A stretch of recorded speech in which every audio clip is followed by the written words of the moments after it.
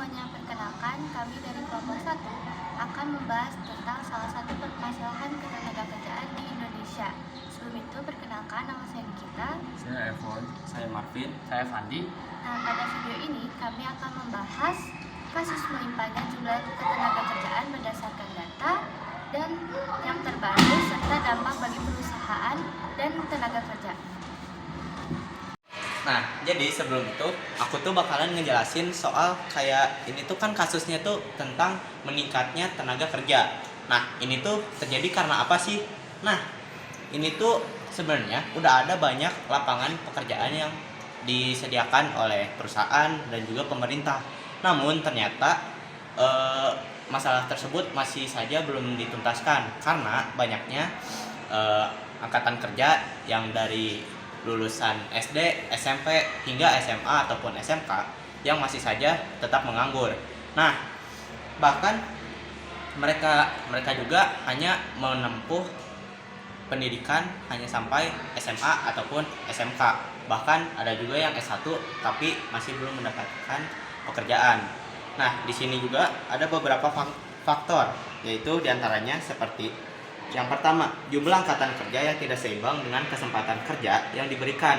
Lalu yang kedua, pendidikan yang diraih itu tuh jadi relatif rendah karena tenaga kerja yang dibutuhkannya itu di antaranya itu tuh ada 3 nih ya. Yang pertama, jumlah angkatan kerja yang tidak seimbang dengan kesempatan kerja yang diberikan.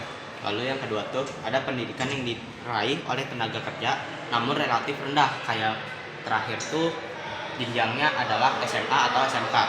Terus yang ketiga itu ada persebaran tenaga kerja yang tidak merata di samping SDM yang relatif masih rendah. Sekian saja, lanjut kita. Nah guys, aku punya pertanyaan nih. Yang pertama ya, apa sih penyebab utama dari meningkatnya tenaga kerja? Jadi aku akan jawabnya nih. Nah, jadi jawabannya itu ya adalah penyebab utama dari meningkatnya tenaga kerja yaitu masyarakat menganggap bahwa kerjaan itu mudah untuk didapatkan dari tingkat kelulusan dari SD, SMP atau SMA. Akan tetapi semua hal yang mereka bicara itu salah. Tingkat S1 doang, S1, S2 atau S3 kesulitan untuk mendapatkan pekerjaan yang sempurna untuk mereka kehidupannya depannya. Nah, jadi begitu adalah jawabannya guys. Nah, pertanyaan yang kedua, apa sih dampaknya bagi perusahaan? Bagi perusahaan ini tentu memiliki dampak yang lumayan. Yang pertama itu, perusahaan itu dituntut untuk menyediakan lapangan kerja yang lebih banyak lagi.